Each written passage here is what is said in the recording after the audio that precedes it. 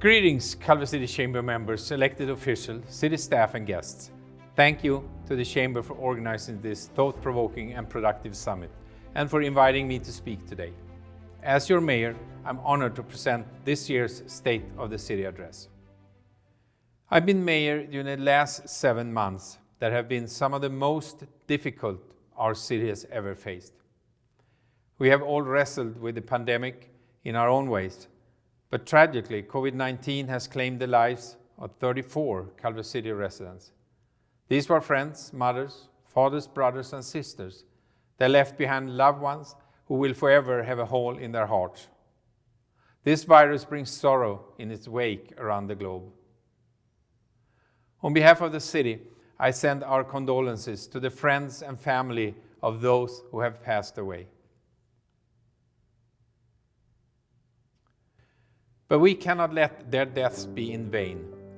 They should be a reminder and a constant warning to all of us to do what I have said many times in my mayor's video updates. Please wash your hands, stay home as much as possible, and wear a mask when you are outside, among others.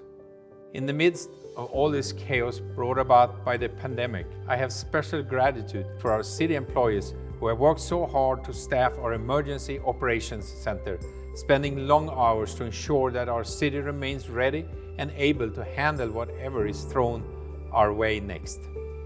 Many of our employees have been able to transition seamlessly to work from home, thanks in no small part to the heroic efforts of our IT department. But many of our staff are leaving the safety of their home and working at the office every day throughout the course of this pandemic. All members of the city family deserve commendation during this time, and I especially like to thank those who are truly serving on the front lines. Thank you to our firefighters responding to calls for help day and night, proactively working with and educating our businesses to implement new health and safety practices.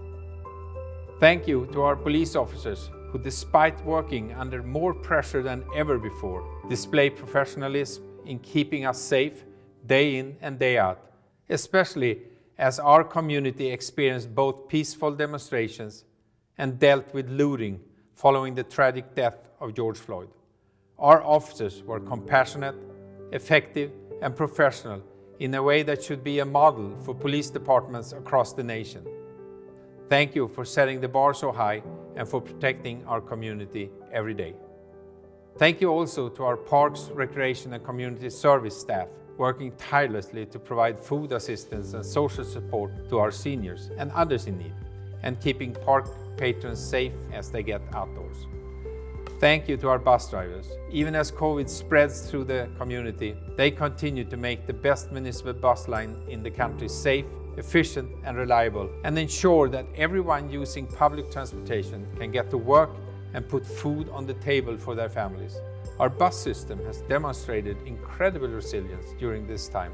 We led the charge in creating a hybrid service in response to the COVID-19 pandemic, and we were one of the first agencies in the region to implement rear door boarding to keep both customers and operators safe. And I want to thank our sanitation drivers who work hard every day to ensure that the trash and recycling is collected from our residents and businesses. These are just some examples of the many, many ways in which city employees go the extra mile, make personal and professional sacrifice, and step up to the challenges we face. I wish I could thank each and every one of the hundreds of city employees by name. But specifically, I want to thank our city manager, John Nackbar, our acting police chief, Manny Sid, and our fire chief, Ken Powell, for working around the clock for nearly 7 months straight and for leading staff during this exceptional time. Your guidance, leadership, and professionalism is extraordinary to watch, and our city is better because of your efforts. While there have been many challenges in the face of this pandemic, COVID-19 has also revealed the multiple ways in which our community shines. We have seen neighbors helping neighbors like never before, and I'm so proud of how this community has come together to meet the needs of those who are most vulnerable. Feed Culver is a powerful example of public-private partnerships cooperating together to respond to a disaster. As COVID-19 wreaked havoc on the economy, more and more Culver City families became food insecure, wondering where the next meal was coming from. At the same time, stay-at-home orders have been disastrous for local restaurants. The Exchange Club Charitable Foundation, Culver City Chamber of Commerce, Downtown Business Association, and the city joined efforts with Grace Diner at Grace Lutheran Church to provide meals to food-insecure families. Meals purchased from Culver City restaurants who desperately needed the business to keep their doors open. To date, more than 26,000 meals have been served by community volunteers at Grace Diner. It is an impressive effort, representative of what the Culver City community stands for. This is what makes us special. This is why I'm so proud to serve as mayor. When faced with a challenge, we put our differences aside, come together, and simply get the job done. Right now, CERT, the Community Emergency Response Teams, made up of community volunteers, are delivering food and medicine to seniors in need.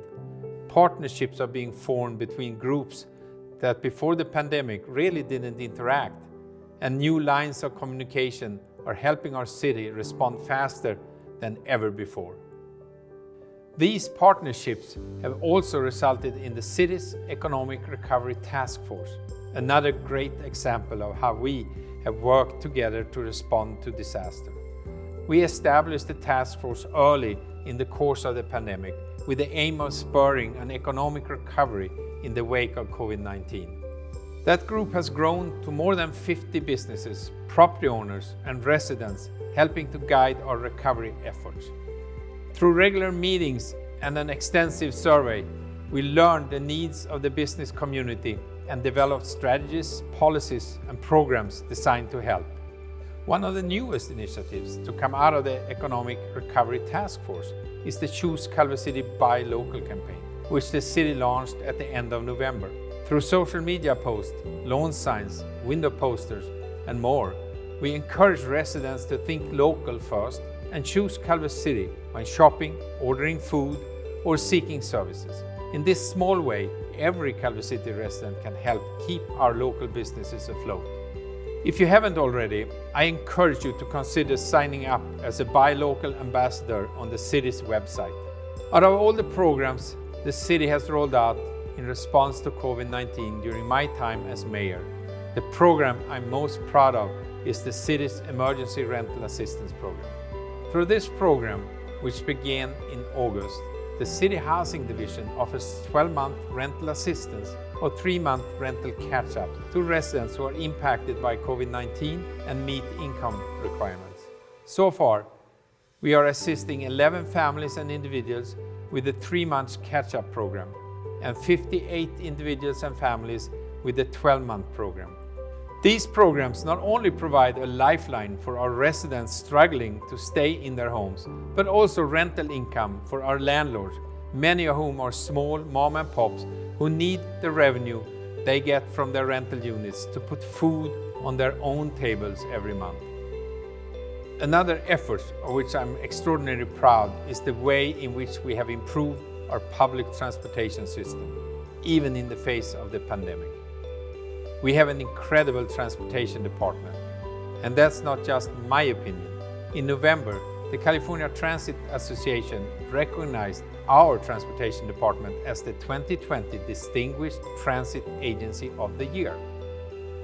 This award recognizes a transit agency that has demonstrated an outstanding program or service that implements innovative concepts, effective problem-solving techniques, or promotes a positive image of transit in the community. Our department, under the leadership of Chief Transportation Officer Rolando Cruz, has made great strides this year. We launched a new real-time information app, NextCC Bus, which you can download now to plan your trip, find out stop times at each bus stop, and get real-time information on the location of all of our buses. We installed 74 LED real-time information signs at bus stops citywide. We implemented a new bus-only lane on Culver Boulevard in conjunction with a move to outdoor dining. We accomplished a lot during the past 7 months, even during a worldwide pandemic. But there are significant challenges and ambitious goals that lie ahead, some of which I've already talked about. So many of our challenges require the implementation of long-term solutions: transportation, housing, homelessness, education, and as a necessary base, the fiscal health of our city. We must not lose sight of the long-term goals for the city. The 2028 Olympics will be held in Los Angeles. LAX is in the midst of a massive overhaul that will see this region attract more travelers than ever. And Silicon Beach continues to grow by leaps and bounds, attracting new investments, jobs, and of course people to our area. The update to the city's General Plan 2045, is our best opportunity to guide long-term improvements to every aspect of our community: economy, transportation, housing, safety, and mitigating climate change over the next 25 years. To achieve the community vision for the future, based on the feedback we received as a city, we will establish general plan policies and actions that will, without a doubt, include some truly ambitious goals. By coming together, Culver City residents and businesses can achieve the impossible. If you would like to learn more, the city has incorporated the vision, values, and principles in the draft Community Vision, Core Values, and Guiding Principles document, which summarizes our community's aspirations and priorities as voiced by the community over the last year. You have one more day to submit feedback on the draft document. You can post your comments, suggestions, and more at pictureculvercity.com. Comments are due on December 10th. But as we turn one eye to the future, our more immediate challenges are to rebuild, recover, and restore our community. There is still a great deal of work to be done. The pandemic is far from over. We don't know how well the coming vaccine will work or how many people will take them. We don't know the economic damage that has occurred or the social implication that will be left behind. But I take solace in the fact that the only thing a disaster cannot destroy is hope. Hope for the future, hope for our neighbors, and hope for a better Culver City. During the past 7 months, I've seen the hope firsthand. I've seen it in the eyes of food-insecure families, knowing that they could get a warm meal from a volunteer thanks to Feed Culver. I've seen it in the way our first responders work tirelessly to keep Culver City safe. And I've seen it in the eyes of young people throughout our community who look to all of us to show them the way during this truly unprecedented time. The pandemic is awful. It takes lives and robs us of time spent with those we love. But it also brings us closer. It reminds us how important the little things are: a hug from a loved one, a meal at our favorite restaurant, and even the ability to enjoy a Saturday evening at the movies. I am hopeful that as we put the pandemic in the rear-view mirror, we will take with us the memory of how easily and how quickly things can be taken away from us. I hope that we hug a little longer, that we spend a little more time enjoying that drink with friends, and that we remember those in our city whose hard work and sacrifice make our lives better. It has been a great honor to serve as your mayor, and I look forward to serving Culver City for 4 more years on the City Council. Today, I wish you all a very happy and safe holiday season, and I look forward to a new year filled with health, happiness, and hope. Thank you, Culver City.